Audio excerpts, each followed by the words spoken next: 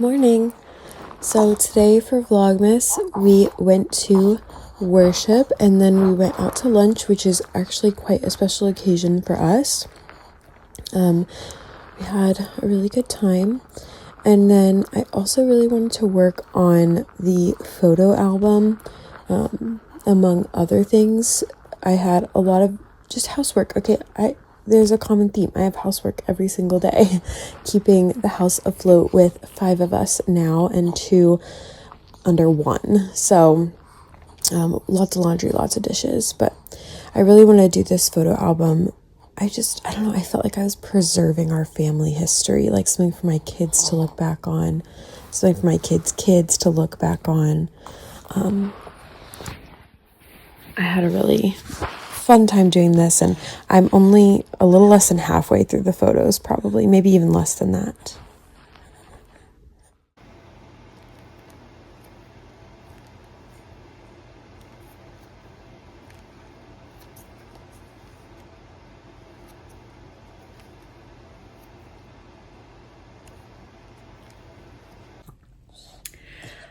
All right, hi guys. Sorry, I've been a little MIA.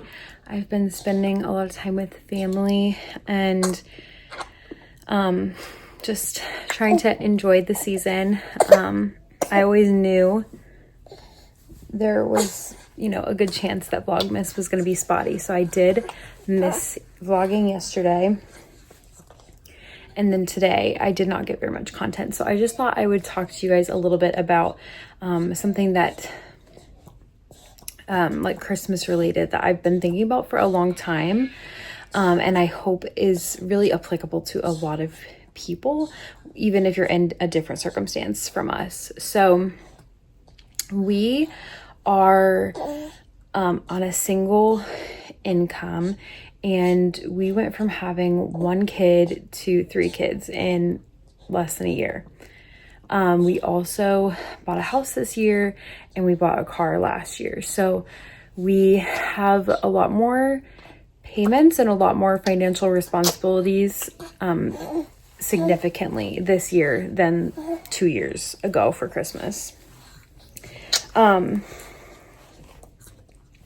So we had to be very intentional, and we've always tried to be intentional, but especially this year we had to be intentional if we wanted to make Christmas feel special and magical. And I'm gonna share more about this as I go throughout the month. For one, I'd love to share like traditions we like to do and some free things that we like to do or that we'd like to start implementing. But as far as just like gifts themselves, we start planning for Christmas very early on in the year. Really, I think over the summer is when we really start to kind of like, when we really start to go like full planning mode. So we usually are buying our first couple of Christmas gifts in the summer. We like to buy gifts secondhand, especially thrifted at good prices. And we're always looking all year round for really good, high quality things for a better price. I don't mind giving thrifted gifts. In fact, I think that they're a lot more special and meaningful that way. And so for our kids, we like to do a little bit of a mix of both, because I do think it is nice to have some new things. So, yeah, I started buying fabric for some of the Christmas crafts that I'm doing back in July. I've been working on the ornaments that I've been making since February. So we really just start planning super early. Aside from thrifting and buying things early, we also like to make gifts, and sometimes this requires planning in advance. Like if you want to make vanilla extract to give to friends, if it is going to be ready for them to use right away, you have to make it like 6 weeks in advance or something like that. So we try to plan around those types of things as well. A few other things that we do to try to make Christmas a little bit more attainable. We do not buy gifts for everyone in our family. We buy gifts for the people that we are celebrating with, and even then, we are big on like the Secret Santa, White Elephant, those types of things, which really limits the number of gifts we're, buying in total. And we've added a lot of people to our family this year, so we are doing even more of that than ever before. But there are still more people to buy for, so it kind of, it's just an ongoing thing. One way we try to budget for Christmas,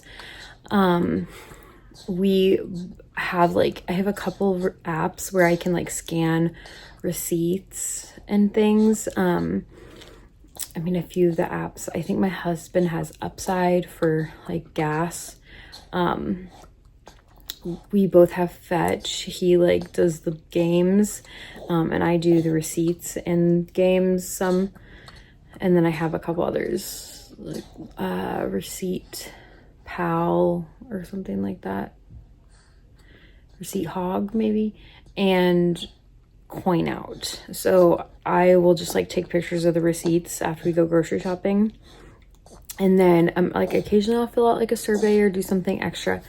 And I would say I probably make $300 or $400 from these apps a year. So it's kind of a nice way to save up for Christmas or for our vacation. So that is one way that I try to make Christmas a little bit more attainable and have that extra little budget, just to be able to purchase a few more things. I also try to do super practical gifts, and I want to do a whole video, or not a whole video, but sit down and do kind of a more thought out segment on this in one of my other Vlogmas days. But essentially we use our Christmas list as a way to fill gaps in our home. So if something breaks or we don't have something that we find to be very useful, maybe it's a pot of a different size, our family's getting bigger, maybe now we need a bigger pot, or whatever various things maybe, we try to use our Christmas list to ask for very functional things. Also, for those White Elephant gift exchanges, I am bringing things that I think are really practical, and sometimes we end up with our own things, and I'm okay with that. Last year I brought a Scrub Daddy and some of the pink stuff, and that was one of the biggest hits. That was swapped the maximum amount of times.